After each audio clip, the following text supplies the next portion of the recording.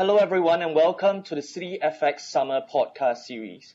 My name is Dominic Wan from the Citi FX team in Hong Kong, and today I am delighted to have with me Dr. Geetha Murali, Chief Executive Officer of Room to Read, one of our partners in the Citi E4Education campaign. Geetha has 20 years of diverse experience in the corporate and non-profit sectors. Apart from having worked with pharmaceutical companies in her professional career, she was also participating in educational technology programs like the Digital Equalizer program and Adobe Youth Voices. Geetha, welcome and thank you for joining us today. It's a pleasure to be with you. Thanks for having me. Thank you. As starters, and also for the benefit of our listeners who might not know too much about Room to Read, could you share a little bit about Room to Read and about the great work that you do in Asia and in the world? Absolutely. At the heart of what Room to Read does is our unwavering focus on creating a world free of illiteracy and gender inequality.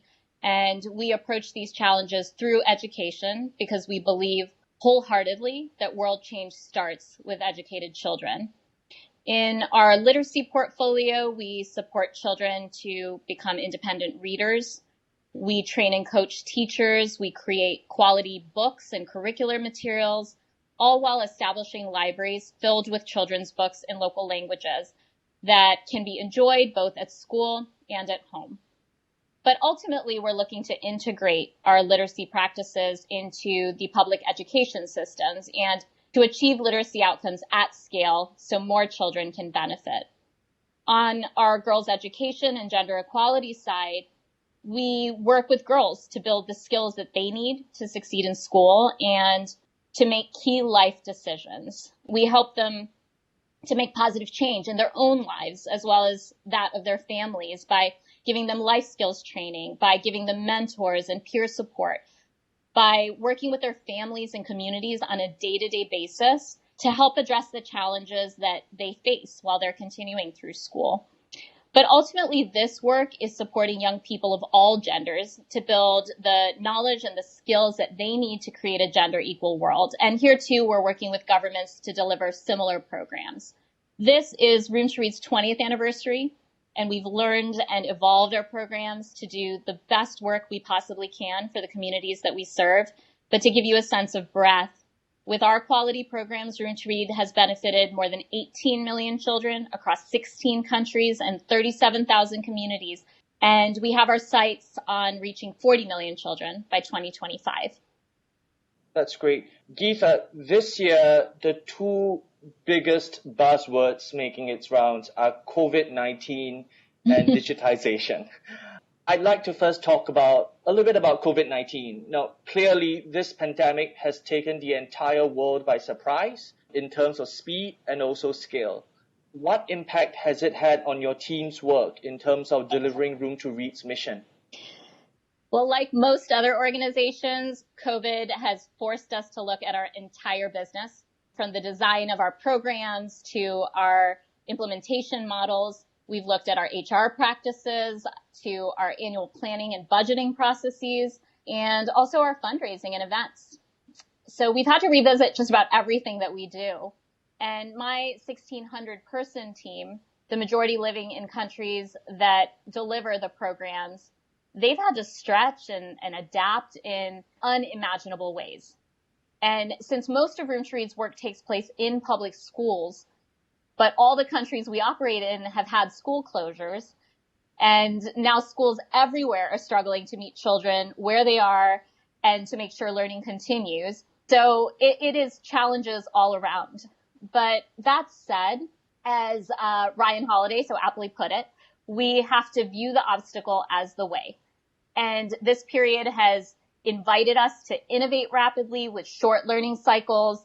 It's helped us partner with governments who were struggling to adapt quickly, but it's also caused us to face the reality that education continues to be a challenge around the world. And the UN is now predicting that 24 million students may not return to education following the pandemic, with students in Africa and Asia at greatest risk.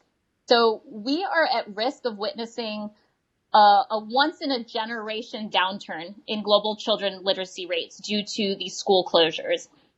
And on the girls' education side, we recently did a survey of 28,000 participants on our program. Half are facing risks of returning to school.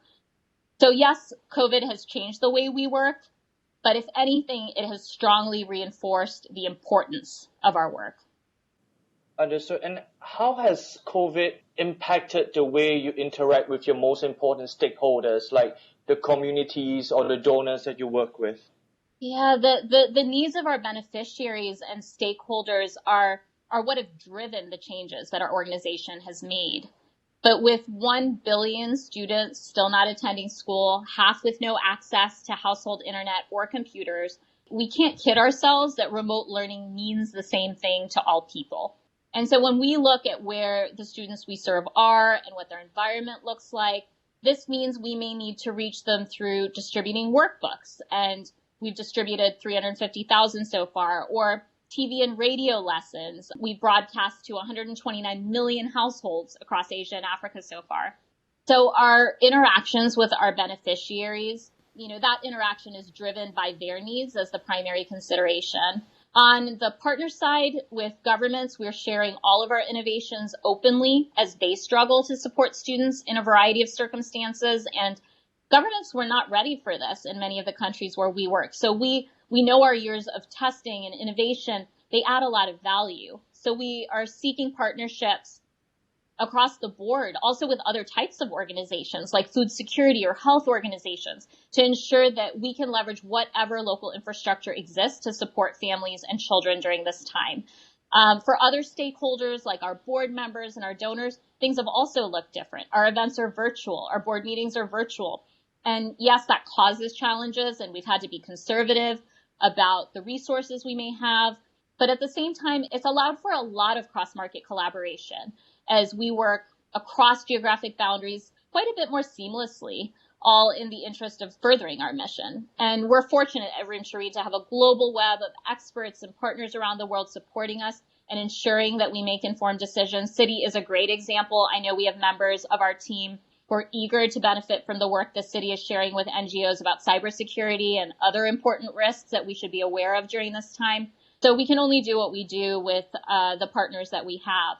And finally, I'll just say that Room to Read has always been committed to measuring and reporting results, but the typical outputs and outcomes that are school-based that we've used for 20 years, they just don't apply in the same way in the current situation. And so our research team has had to create new indicators to communicate meaningful results to our stakeholders. For example, we have monthly updates now where we talk about the number of households we're reaching through television and radio broadcasts, or the girls we've mentored remotely, and how many workbooks we've delivered. So this work to produce a new range of indicators and then figure out how to communicate that to stakeholders within just a few weeks of school closures was a tremendous amount of work. And we're already thinking about how to communicate comparisons in learning loss, for example, and other important outcomes as children return to school. So in the nonprofit sector, you must be sure that you're using funds effectively and achieving results so that your stakeholders retain trust in you as a partner. So for Room to Read, COVID-19 has definitely not changed our commitment to delivering and reporting impact.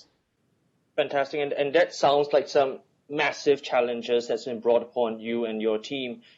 And I just want to bring us to our next topic, which is on digitization, which you touched on a little bit just now. For most of us who are working for private sector companies, I think we've seen or heard how businesses have relied on technology and digitization to deal with all these different challenges brought about by COVID. The work that you do at Room to Read, as you described earlier, clearly requires a lot of human touch. Whether it's about spending a lot of time on the ground with your beneficiaries or your community partners. How have you seen Room to Read or nonprofits turn to digitization and technology to continue your work?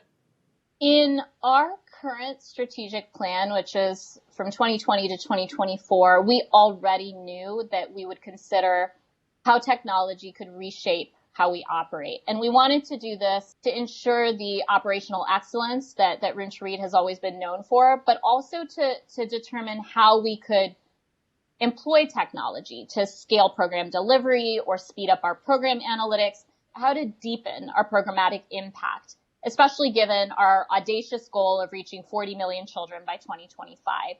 So immediately as the pandemic hit, Room to Read quickly moved completely virtual, but we still have 66% of our offices around the world closed.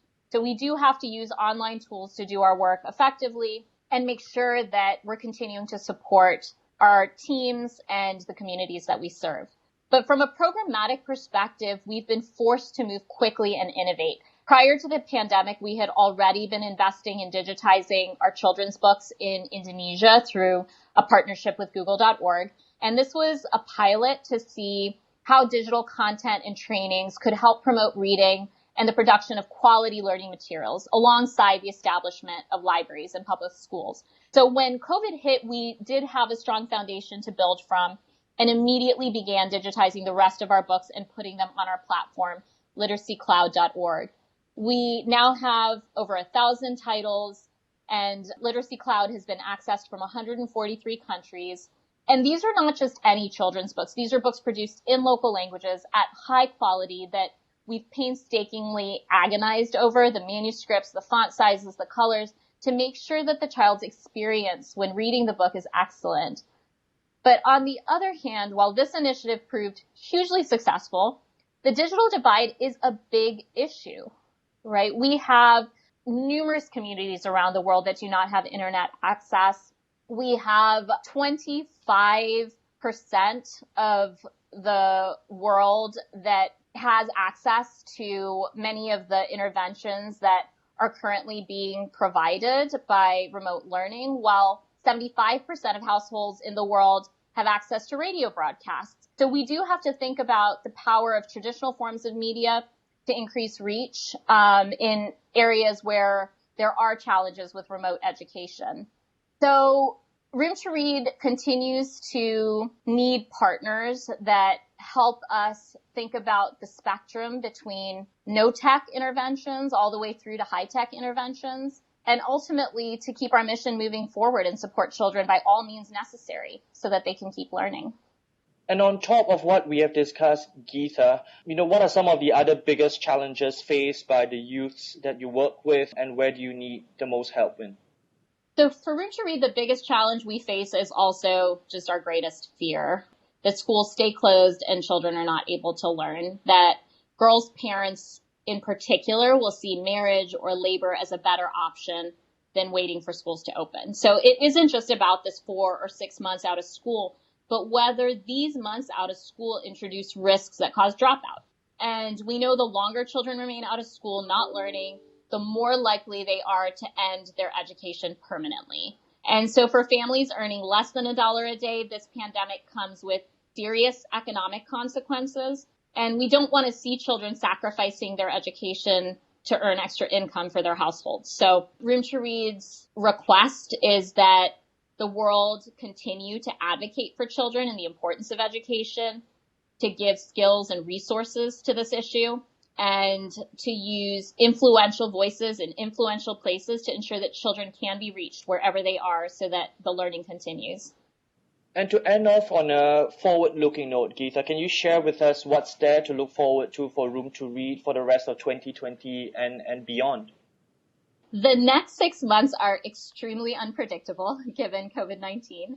Every country in the world is grappling with how best to open their schools. And if we do see second waves or second peaks in countries, there's a great deal of uncertainty over how best to keep schools open and to keep children learning. So our teams are prepared to offer a layered response. We are keeping remote learning methods continuing, even while we're supporting governments around the world to help children catch up with literacy lessons in the classroom. We have embedded ourselves within the education system, and so we will be working with our partners over the next 6 months to ensure that when schools reopen, we can teach children literacy skills under any and all circumstances. On the girls' education side, we are supporting girls through their mentors virtually and where possible in person to continue their life skills training, to catch up academically, and continue to see the value of learning so that they do not give up on their ambitions. This is a critical time for them as adolescents with a lot of pressure on them. So that's really our focus, is to keep them learning. This is not our typical environment where Room to Read can plan on an annual basis and execute. We are approving and implementing new projects on a weekly basis to make sure that our sole focus is on supporting children and the communities that we serve. So what's there to look forward to? You can always count on Room to Read delivering on its mission and focusing on eradicating illiteracy and gender inequality through education, pandemic or not. It really sounds like there's a lot to look forward to. And with that, Geetha, thank you very much for taking time off to share these insights with us. And I must say, it's been an eye-opening conversation. On behalf of the Citi family, we wish you and your colleagues at Room to Read that you will stay safe during these times and that you will continue to impact lives through your amazing work. Thank you very much. Thanks so much, Dominique. It was a pleasure.